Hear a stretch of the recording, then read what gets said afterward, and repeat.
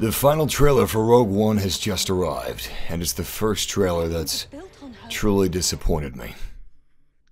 I'm just kidding. I actually think that this is the best trailer that we've gotten for Rogue One.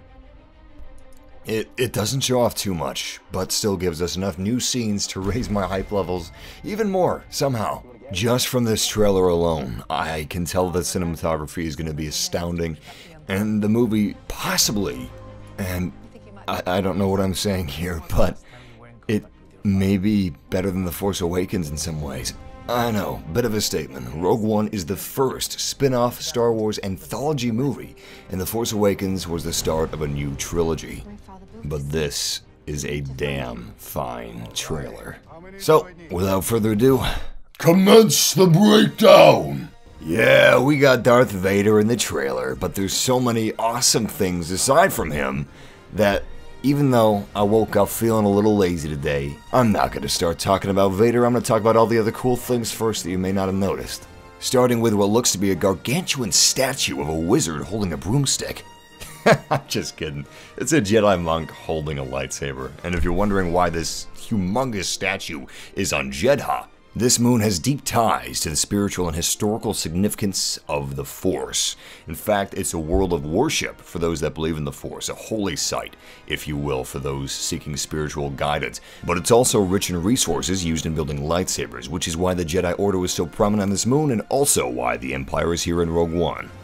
Aside from Saw Gerrera, aside from cinematography, one of the reasons I'm so excited about Rogue One is war.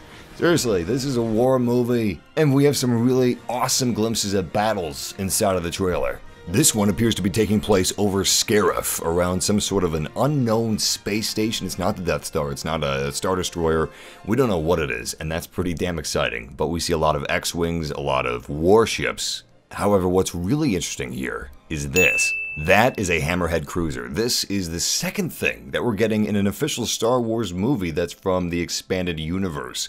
The first, of course, being Saw Gerrera from the Clone Wars, but this is a ship that originated from Knights of the Old Republic. That's BioWare, baby. Now, Hammerhead cruisers were made canon in Rebels, but this is the first time we've seen it in a movie. Obviously, we've had things made canon before from the expanded universe in the Clone Wars or Rebels, but this is a Star Wars movie.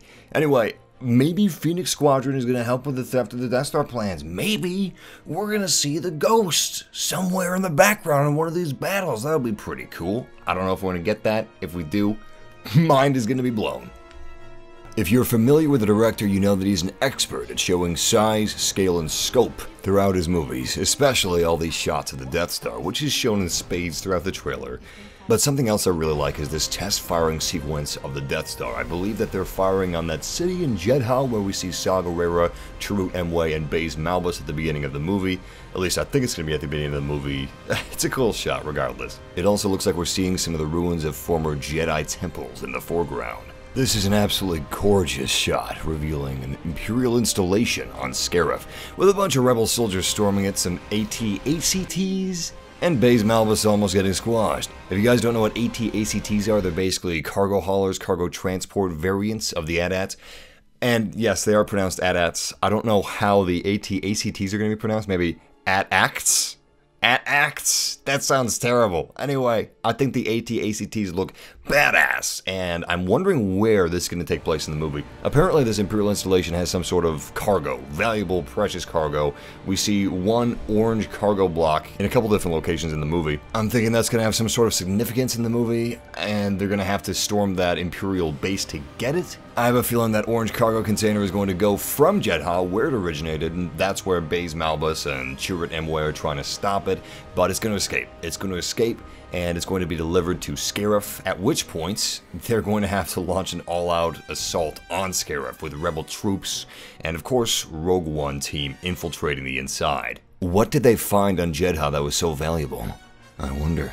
Not only do we get a badass shot of an AT-ST, but we also get a shot of Moroff, who is part of Saw Gerrera's gang on Jedha. And it looks like Moroff actually lasts beyond Jedha because he's battling a shore trooper on Scarif in this toy pack. Moroff has been described as a cross between a Wookiee and a Wampa, and I'm really excited about seeing him, and so is my girlfriend. That's her favorite character so far in the movie. The trailer also sheds light on director Orson Krennic and his relations to the Ersos. Now, in the old lore, which I don't know if is still canon, Galen Erso was an old friend of director Orson Krennic, and the Ersos, father, wife, and daughter, were abducted by the Confederacy of Independent Systems during the Clone Wars, and later rescued by Orson Krennic, a member of Supreme Chancellor Palpatine's top-secret Death Star project. The trailer shows us a very different story. Orson doesn't look friendly at all to Galen Erso, bringing a squad of death troopers with him and giving him the evil eye. We now know that the first promotional pictures released of the death troopers were on this planet, on this world, Galen Erso's home. Now we can only assume that the doll that the death troopers were holding and the smoldering buildings behind them were Jyn Erso's home and doll. Now, I'm not sure what planet these nighttime rainy shots are on, where Jyn Erso and Captain Cassian Andor are in recon attire, and we can see the U-Wing flying every now and then, but we also see Jyn's father and director Orson Krennic in some type of Imperial base. I'm thinking this might be a secret base on Jedha, but I don't know how much a desert planet actually gets rain. Anyway, I'm gonna guess that these scenes are her trying to rescue her father. The reason that she actually joined Rogue One was due to Mon Mothma belaying her father's coded Imperial transmission, indicating that a major weapons test is imminent. A lot of people say it was really stupid for the Empire to have designed this enormous super weapon with one big weakness, the thermal exhaust port. I don't think that the Empire designed that. I am positive that it was Galen Erso who incorporated that weak point. And I could definitely see where something the Empire could overlook. I mean, computer systems can't even target it. It's something as small as a Womp Rat. I mean, I would suspect something like that, because back home, people would shoot Womp Rats all day long in the back of land speeders with their T-16s. We finally know exactly what uniform Jyn Erso was wearing in the first teaser trailer that we got for Rogue One. It's an Imperial ground troop uniform or a Death Star gunner uniform. Anyway, we got Captain Cassian Andor dressed up as an officer, Jyn Erso as the Death Star gunner, and K2SO, who is just, he's already Imperial droid, so he's already in disguise. Anyway, they're currently inside of the base on Scarif, and I believe that this base is actually connected to that large space station installation that we saw in the beginning of this video with the Battle of the X-Wings. In the first teaser trailer, we saw Captain Cassian Andor, Jyn Erso, and K2SO inside of some sort of a spaceship or a space station or the Death Star. We didn't know what. Now we do. It's this space Tower of Babel building. This must happen towards the end of the movie because the rest of Rogue Squad are on the outside, dying, one by one, fighting the battle on Scarif, while these three are going up to their death, probably by Darth Vader, after he's finished dealing with director Orson Krennic's failures. By death of lightsaber, is my theory. Swiggity, swooty, swaggity, Vader power walk. I love it. Well, you can tell by the way I use my walk. I'm a woman's man. No time to talk. Music loud. Women all think get around. Saw Gerrera, my most anticipated character next to Orson Krennic, has 2 prosthetic legs. This guy has seen some shit. Also, what the hell are these things? This is like the only thing I couldn't figure out. What are these? What species? Someone tweet at me, please. Finally, let's end with this badass shot of Chirrut Îmwe taking down all kinds of Stormies and his friend Baze Malbus. Apparently, a crack shot takes out 7 in quick succession, and this guy ain't even Force sensitive. Hell, he doesn't even believe in the Force. Thank you, Star Wars fans, and thank you, my YouTube family, for checking out this trailer with me. I broke it down as best I could.